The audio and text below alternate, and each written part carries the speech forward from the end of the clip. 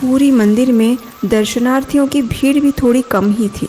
पुजारी ने अभी अभी जगन्नाथ जी को भोग लगाया था और बस बाकी की कुछ सेवा पूजा कर रहे थे। उतने में एक धनी व्यक्ति ने मंदिर में प्रवेश किया। उसके कपड़े और पहनावे से उसकी समृद्धि स्पष्ट रूप से छलक रही थी। हैदराबाद से आए हुए इस व्यापारी का नाम था जगत सेठ। जगन्नाथ जी का परम भक्त था, तभी तो हैदराबाद से यहाँ जगन्नाथपुरी आया था, स्वयं जगन्नाथ जी के दर्शन करने के लिए। जब जगत सेठ ने मंदिर में प्रवेश किया तो देखा कि जगन्नाथ जी को अभी अभी भोग लगाया हुआ है। ये देखकर उनके भी मन में विचार आया। उन्होंने सोचा, जगन्नाथ जी का दिया हुआ मेरे पास सब कुछ है, मैं चाहूँ तो महंगी से महंगी चीज़ भी एक क्षण में खरीद सकता हूँ।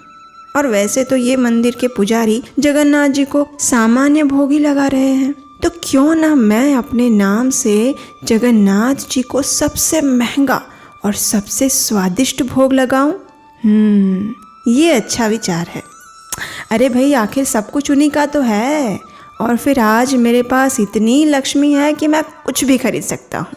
तो बस ये सोचकर जगत सेठ अपने ही मन में खुश होने लगे। और हाँ, सामने बैठे हुए जगन्नाथ जी भी ये देखकर मंद मंद मुस्कुरा रहे थे। जानते हैं क्यों? क्योंकि अब मज़ा आने वाला था। चलिए देखते हैं कैसे। अब जगत सेठ ने अपने मन में जगन्नाथ जी को भोग लगवाने का विचार करके पुजारी से बात की।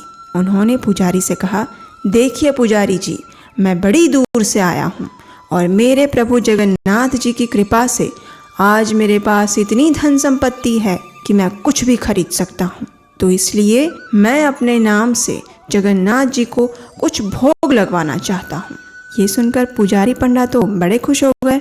उन्होंने कहा, अवश्य सेठ जी, भगवान जगन्नाथ तो सबकी मनोकामना पूर्ण करते हैं, आपका भोग भी वे अवश्य स्वीकार करेंगे। बताइए, क्या भोग लगवाना चाहते हैं आप जगन्नाथ जी को? तो जगत सेठ ने कहा, ये लीजिए पुजारी जी, इस थैली में 1,00,000 रुपए हैं और ये सारे जगन्नाथ जी के भोग के लिए हैं, लेकिन मेरी एक शर्त है। शर्त? कैसी शर्त? पुजारी ने आश्चर्य से पूछा। इसके उत्तर में जगत सेठ कहते हैं, मेरी शर्त ये है कि अभी मैं कुछ दिन यहाँ पुरी में रहूँगा। मैं चाहता हूँ कि ये जो 1,00,000 रुपए की धनराशि मैं आपको दे रहा हूँ, वो सारी की सारी धनराशि केवल एक ही दिन में मेरी नज़र के सामने खर्च होनी चाहिए, और वो भी सिर्फ जगन्नाथ जी को भोग लगाने के लिए। अब ये सुनते ही पुजारी पंडा के होश उड़ गए।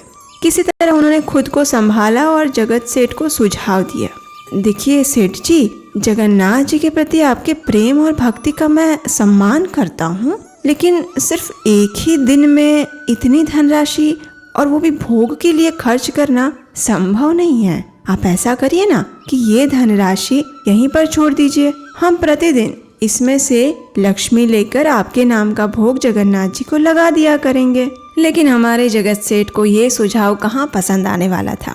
उन्होंने तो साफ साफ मना कर दिया। उन्होंने कहा, नहीं पुजारी जी, मैं चाहता हूँ मेरी उपस्थिति में ही सारी धनराशि एक साथ खर्च होनी चाहिए। अब जगन्नाथ जी के सभी पंडे बेचारे उलझन में पड़ गए। अब क्या किया जाए? अब देखिए, ये उन दिनों की बात है जब दूध 4 पैसे प्रति लीटर और घी 50 पैसे का हुआ करता था। ऐसे में 1,00,000 रुपए का भोग बनाया कैसे जाए, ये समस्या थी। अब जगन्नाथ जी को तो प्रिय है चीनी और मक्खन, लेकिन इतने सारे पैसे सिर्फ चीनी और मक्खन पे कैसे खर्च कर सकते हैं? तो बस इसी उलझन में उलझे हुए पंडों ने ये निर्धारित किया कि अब हम सीधे जगन्नाथ जी से ही पूछेंगे कि वो आखिर क्या खाना चाहते हैं। और जगन्नाथ जी तो सबके मन की बात जानते हैं, और ये बात जगत सेठ को भी बता दी गई कि हम जगन्नाथ जी से ही पूछकर आपको बताएंगे कि उनके लिए क्या भोग बनाया जाए। ये सुनकर जगत सेठ भी खुश हो गए। चलिए, अच्छा हुआ, अब जगन्नाथ जी खुद ही बताएंगे और फिर उनकी पसंद का भोग मैं बनवा कर दूंगा। ये बड़ा अच्छा हो गया। उस रात्रि को जगन्नाथ जी के मुख्य पुजारी पंडा मंदिर के अंदर ही सो गए और फिर जगन्नाथ जी उनके स्वप्न में आए। जगन्नाथ जी को प्रणाम करके उस पुजारी ने पूछा, हे दीनबंधु, हम तो बड़े ही विकट स्थिति में फंस गए हैं।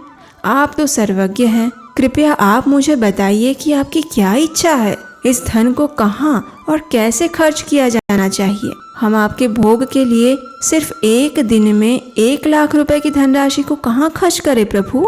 जगन्नाथ जी ने उत्तर देते हुए कहा, जगत सेठ से कहो कि वो मुझे एक पान अर्पित करे। जब पंडे ने ये सुना तो उसे विश्वास नहीं हुआ। सिर्फ एक पान? उसने मन में सोचा, अरे प्रभु, हमें तो 1 लाख रुपए खर्च करने हैं, फिर ये भला एक पान की कीमत तो क्या ही होगी? पंडे के मन की बात जगन्नाथ जी समझ गए और उन्होंने कहा, देखो, प्रतिदिन मैं सामान्य चूने वाला पान ग्रहण करता हूँ। जगत सेठ से कहो कि वो मुझे जो पान अर्पित करेगा उसमें सामान्य चूना नहीं अपितु गज मोती चूर्ण का उपयोग किया जाए। जब मैं ये पान ग्रहण कर लूँगा उसके पश्चात मैं बताऊँगा कि अब मुझे क्या खिला सकते हैं। बस इतना कहकर जगन्नाथ जी अदृश्य हो गए। और आपको जानकर आश्चर्य होगा कि गज मोती अत्यंत दुर्लभ मोती माना जाता है, जो कि हजारों में से किसी एक हाथी के मस्तक में पाया जाता है। अब ऐसी दुर्लभ चीज कहाँ मिलेगी? खैर, जहाँ भी मिले ये देखना तो जगत सेठ का काम है। यही सोचकर मुख्य पुजारी पंडा उसी समय जगत सेठ के पास पहुंच गए और उन्हें अपने स्वप्न की सारी बातें बता दी। ये बात सुनकर जगत सेठ तो अत्यंत चिंतित हो गए। वो सोचने लगे, अच्छा, जगन्नाथ जी को गज मोती वाला पान चाहिए, अब वो मुझे कहाँ से मिलेगा? प्रत्येक हाथी के पास तो ये होता नहीं है, हजारों में से किसी एक के पास ये होता है, तो फिर मैं कैसे ला पाऊंगा ये गजमोती वाला चूर्ण? इस प्रकार विचार करते हुए जगत सेठ के चेहरे पर बल पड़ने लगे। उन्हें कुछ समझ नहीं आ रहा था और फिर थोड़ी देर में अचानक उनके मन में एक विचार आया। चेहरे की लकीरें सीधी हो गई और आंखों में आंसू आ गए। और क्यों ना आते, उन्हें अपनी भूल समझ आ गई थी। वे अपने मन में ही सोचने लगे, अरे रे रे रे, मैं कितना मूर्ख और पतित हूँ। मेरे प्रभु के साथ मैंने ये कैसा अपराध कर दिया।